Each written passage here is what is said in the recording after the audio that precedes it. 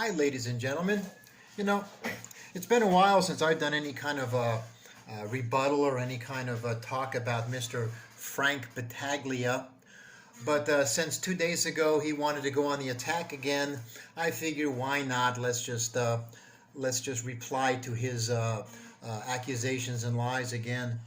The video he did, I'm sure most of you have seen it by now, have something to do either with myself, Fazio, or his tenants. We're not going to go into his tenants. That's between the courts and him, and as that, we'll let that go. But as far as Fazio goes, we'll start there.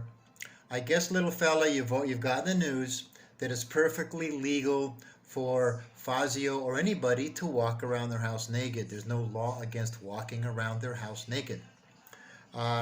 Fazio was never denied giving candy to children at 4 p.m., which is something he's done almost religiously for the last several years. The kids have never had a problem. The parents have never had a problem. The police have never had an issue or any kind of reports or stories about it. No one has had a problem except for Frank Battaglia, as he tries to put together, he walks around the house naked giving candy to kids. That can kind of get you in a little bit of legal hot water there, buddy, if that's your insinuation.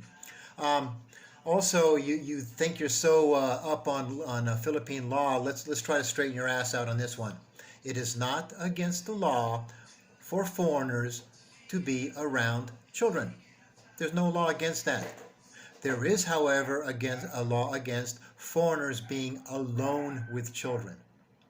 It kind of goes to, they, like the U.S. standards, they don't want some 67-year-old creep talking about men's penises and singing songs about their size to children alone, to 9-year-old children. So you can understand that, right? So get your facts on laws straight. Whatever Fazio wants to do about it is between, Fazio and you. Let's jump to us real quick. I was surprised you decided to jump in on us again. We haven't been talking about you, but apparently you decided you were going to repeat things that you said and actually up them a bit. My first question is, why did you change your lie from a month ago? A month ago, you were ranting and going on and on and on, over and over again, about how Ruby had one in the bun, a bun in the oven. She was pregnant when we first met. I don't know where you came up with that lie. It just kind of I guess, popped into your head, but you decided it was a good thing, a good lie to start. We did a video. I know you saw it because you commented about it, where we showed, and it wasn't necessarily to prove anything to you, it's just we didn't want people getting the wrong impression that that Ruby had no integrity or no morality, and questioning my desperation to meet a woman. I'll even take a pregnant one. But we didn't want people to get the wrong impression about Ruby or my intentions or my desires. 9 months old for Miggs when we first met. She had broken up and not talked to his father for 1.5 years before we met. So if you find something immoral about that or questionable, well, that's your problem. And again, of course, to try to put into question her reputation as well as mine. So now you jump ahead, and you've decided 2 days ago that Miggs was a month old when we first met. Not too sure why you changed your lies, but you did. But again, to question her reputation, her morality, her integrity, and my desperation.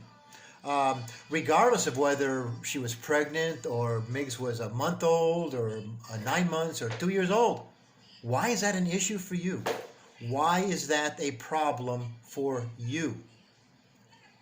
How I met her, how many kids she has, how old they are, really has no bearing on your life. So, why don't you just let it go? Well, that's a rhetorical question. Now, approximately the same time as you were talking about me meeting her with a bun in the oven, you decided to go on and insinuate, suggest, imply that I abused Miggs while she laughed about it. You implied that I abused her son while she laughed about it because I was flipping him on the bed. You now say that you'd like Child Protection Services to maybe see that or hear about that. Well, fine, do it. And I'll send them another half-hour video of me flipping him on the bed like we do just about every single night, maybe for a half hour at a time, because he loves it. He's 2.5. He loves being flipped on the bed. He wasn't thrown. He wasn't heaved. He wasn't slammed. Okay? So, again, you wanted to go on and suggest that we abused him. Now, for the last month, you've been going on and on and on about Ruby doing hours and hours and hours and hours of TikToks. Neglecting her son. Where is her son while she's doing all of these hours and hours and spending all day on TikTok? So let's get this fact straight, okay? Let's get it in your little pea brain that, again, you're full of bullshit.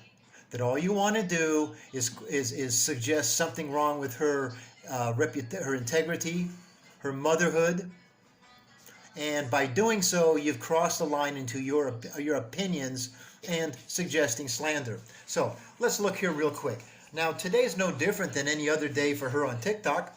So how many hours did she spend today on TikTok? Let's start out. 53 seconds, 3 minutes, 54 seconds, 2 minutes, and 47 seconds. That's about 7.5 minutes of TikTok today. She uploads every TikTok into YouTube compilations. Every one she's ever done ends up here. So we have about 7.5 minutes today. Where do the hours come from? It takes literally a few more minutes to upload. There's no editing. She just connects them together and then uploads. Let's go. This will be interesting. Let's see what she does in a week. 7 days of TikToks. We're not talking about live streams because, one, almost all of her live streams are done hours before Migs wakes up. Migs gets up about 11 o'clock in the morning, and she's doing TikToks at 7 to 9. So we're just going to talk. We're just going to talk about TikToks. So, in 1 week's time, 1 minute 40, 132, 144, 322, 150, 47, 32, 217, 2 minutes. 148, 137, 152, 105, 44, 452. It comes to about 28 minutes of TikToks in a week. In a full week, about 27, 28 minutes of TikTok. So where do you get your hours and hours and hours and hours every day neglecting her son? Where do you come up with that? Where do you come up with that lie? And as usual, it's a provable lie. Everything you said about her, every claim you've made about me, is a provable lie. You've made accusations over and over and over again that all Peckerwood and TikTok girl do is make up stories and lie about you. Well, give us one example. One example of a lie that I've made up and spread about you. And then I will do the same over and over and over and over again. Show how many times you've lied and slandered, trying to trash Ruby's reputation. You've made it clear over and over again. Your beef was with me. So first you claim your beef with me was with me, and then you go after Ruby again. All right. So in your last video, you said, "You better watch it, Frank.